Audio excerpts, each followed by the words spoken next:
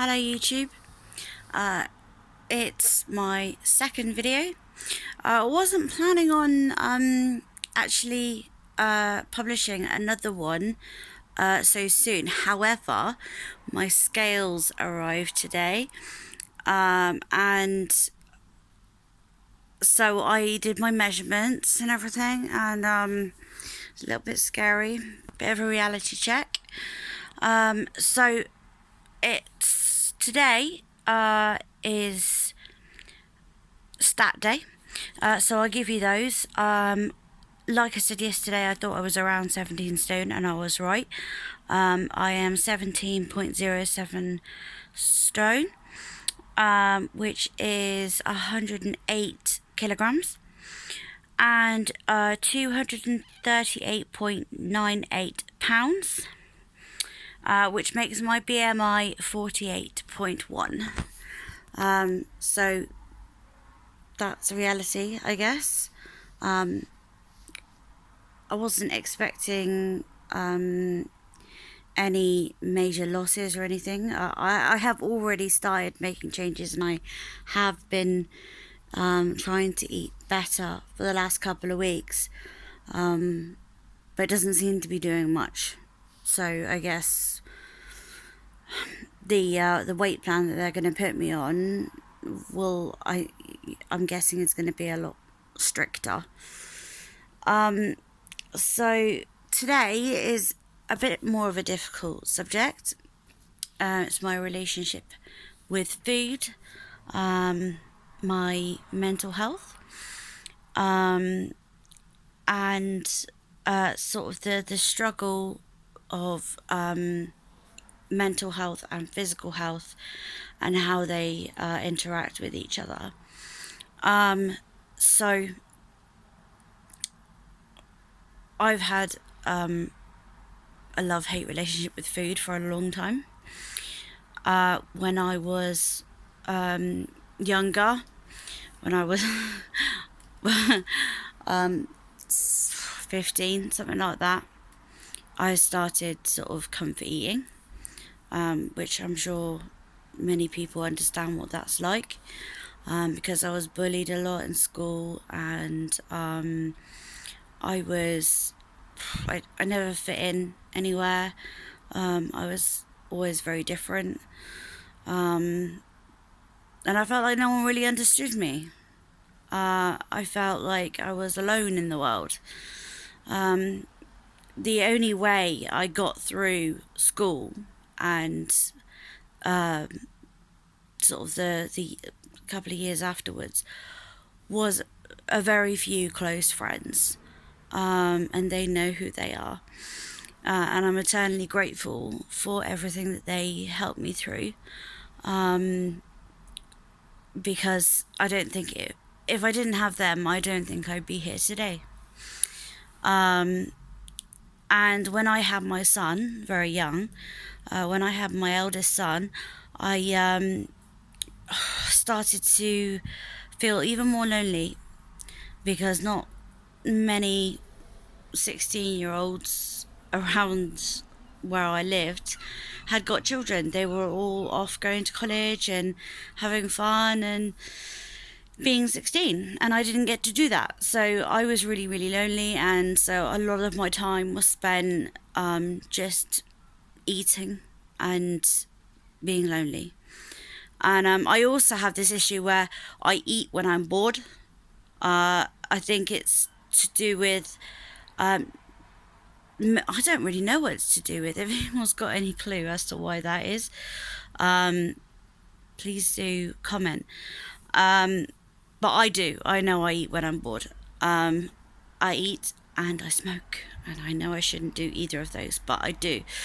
And mostly, it's crap. It's not, when I'm bored, I don't go and eat a salad. You know what I mean? You go and eat something that you want to eat, something that's tasty and most of the time sweet or salty, which is never going to turn out good, is it?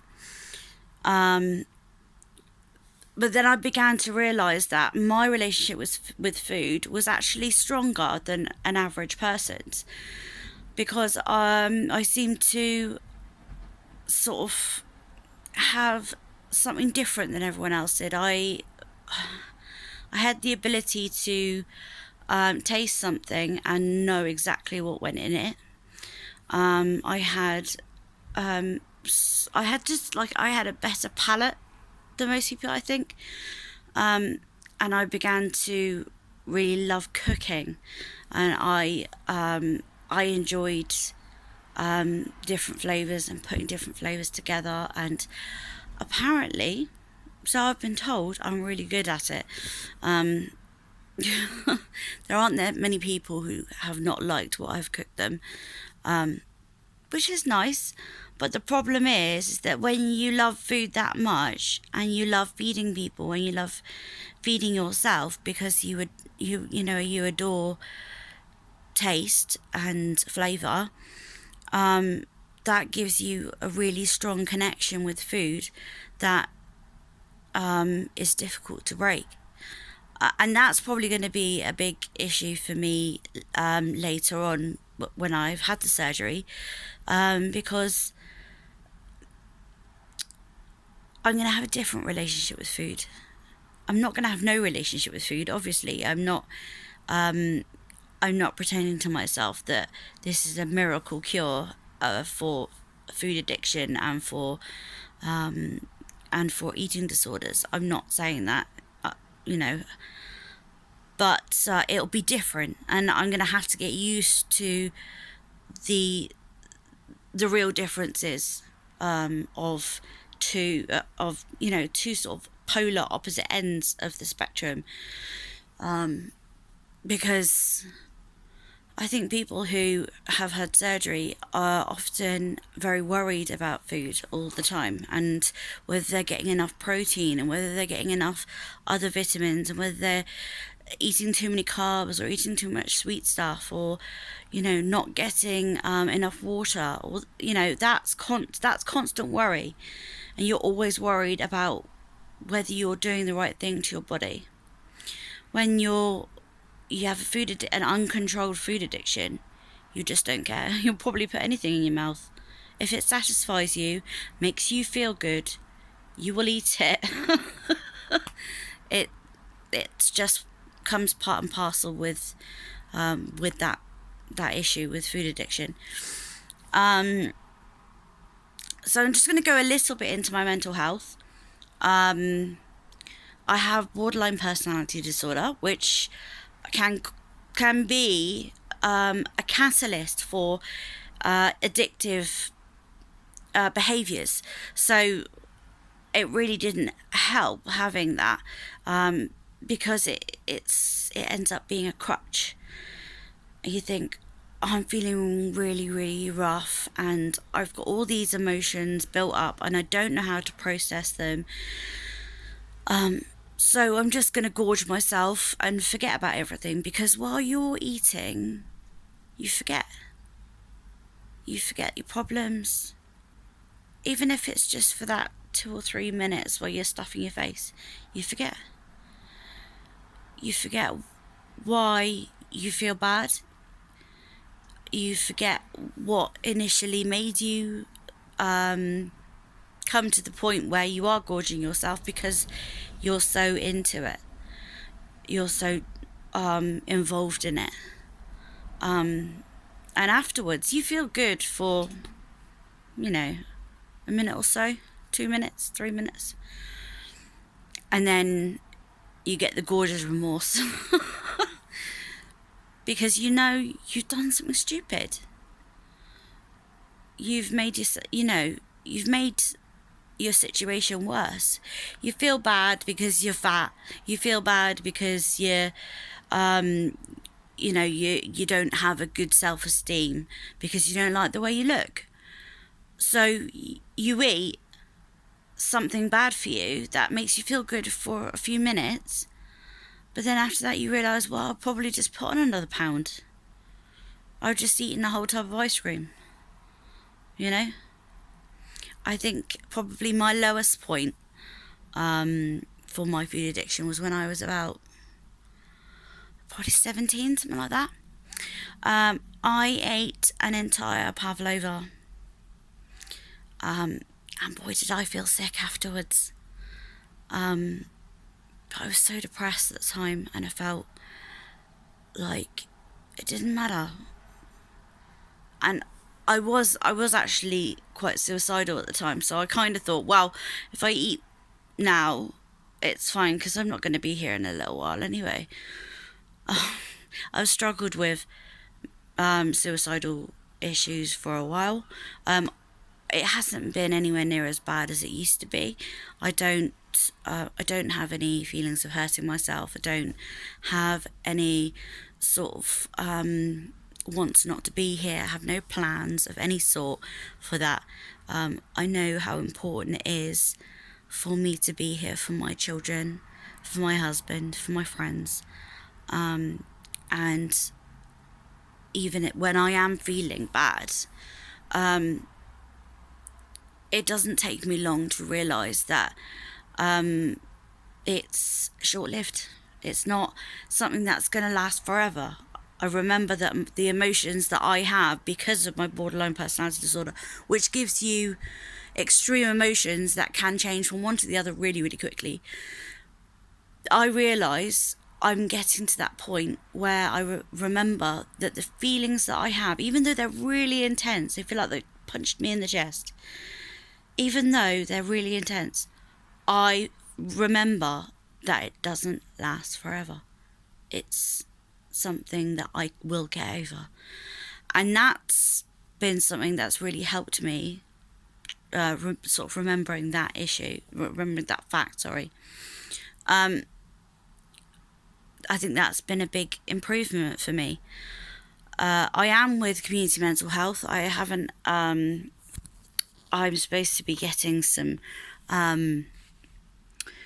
DBT, which is similar to CBT, but it's based for people with borderline personality disorder, and I'm hoping to get that soon, but it's a long waiting list. So the last thing I wanted to sort of touch on was how my mental health and my physical health interact. So I have several quite serious, chronic health conditions, and the way that the mental health and the physical health interact is really strong. If I am feeling poorly in myself physically, my mental health will take a deep nosedive because I feel like I'm broken. I feel like I don't work anymore. I feel like it's a never-ending road, and I feel like there's nothing I can do about it because they're chronic. It feels like there's no end to it, and I feel about 100. I feel very old. I'm not very old, but I feel it in my bones, my head, my general sort of feeling. I feel tired, so tired all the time, and that goes a long way to making me feel really miserable and really depressed because I shouldn't feel this way. And part of that is being overweight because it sucks the life out of you. It squishes everything. It makes you feel like you are actually this tiny little person inside, and you're in this massive shell of fat and self-loathing, and you feel like the real you is in there somewhere. It is in there. You just got to find it. You've got to strip away all that crap. And that's what I want to do with the surgery. I want to strip away the crap. I want to strip away the fat. I want to strip away the depression. And I want to find that tiny little person, that real me. And I think that that is my goal. And I think some people will say, well, you're taking the easier way out, aren't you? And every person that has ever considered this surgery and has gone through it will tell you it's not easy. And that everyone who has ever been through weight issues for, over 15 years, like I have, will tell you that none of this is easy, and it is not an easy decision that I came to. I have thought about this for about 4 years. It's a long time. It's not something I just went, oh, well, I'll just have surgery. It's easy, isn't it? Have surgery, get slim, bang, done. I wish it was that easy, I really do. Anyway, that's the end of this video. I hope you'll join me next time, where I go a little bit more into my physical problems, and sort of talk a bit more about why I've made the decision to go into weight loss surgery, and sort of my worries about my physical health, and the fact that it controls a big part of my life, and that that's sort of my main reason for going for weight loss surgery is my physical issues. So speak to you later. Bye.